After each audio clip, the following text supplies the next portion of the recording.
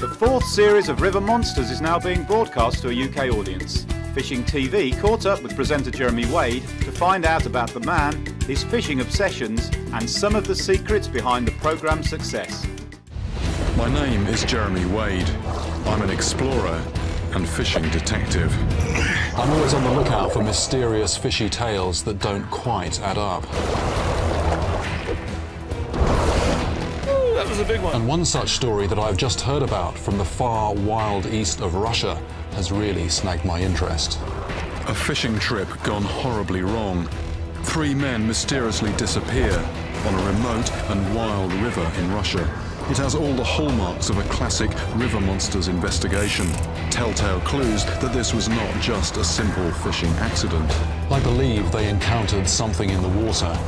Something big enough and terrible enough to cause the death of not just one man, but of all 3.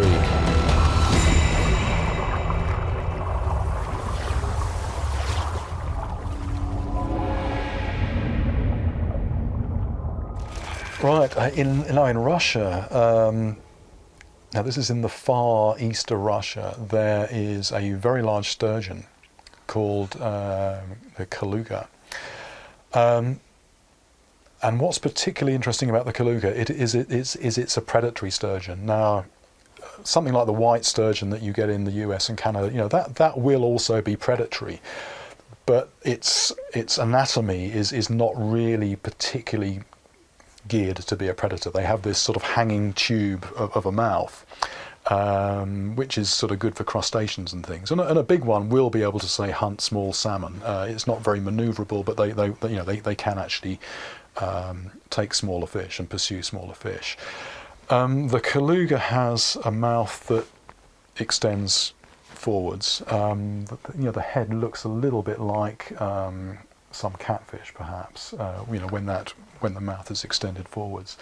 So it's not just big, but it's also unusual.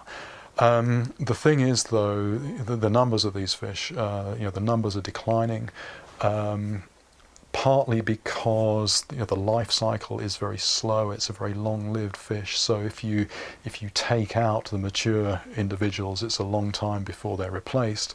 And then the other thing is that sturgeon famously carry caviar, and the Kaluga is no exception. And in terms of sort of financial incentive to fishermen, this is an area now where there's very little in the way of normal employment. You can fish for salmon. Actually, while we were there was a huge mass death of salmon as a result of a heat wave. But you get good runs of salmon there. But we did a little bit of calculating, and just based on numbers that we heard, you catch one decent-sized Kaluga illegally, because it's illegal to fish for them. But if you catch one and sell the caviar from that, you will make about the same money that you could make in 3 years of legitimate salmon fishing. So there's a huge incentive to break the law and to go after these creatures. And all of that is not good news for this fish. It's a real problem how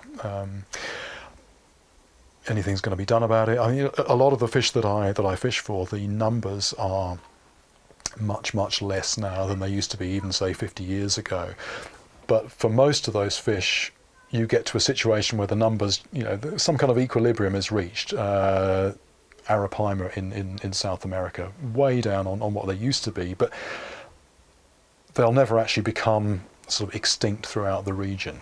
A few will cling on, but I have a feeling that the Kaluga is a fish that could become extinct, partly because it's very localized in its distribution, and also because it is just hunted so relentlessly. Because there's money involved, there's sort of there's local mafia involved in that as well.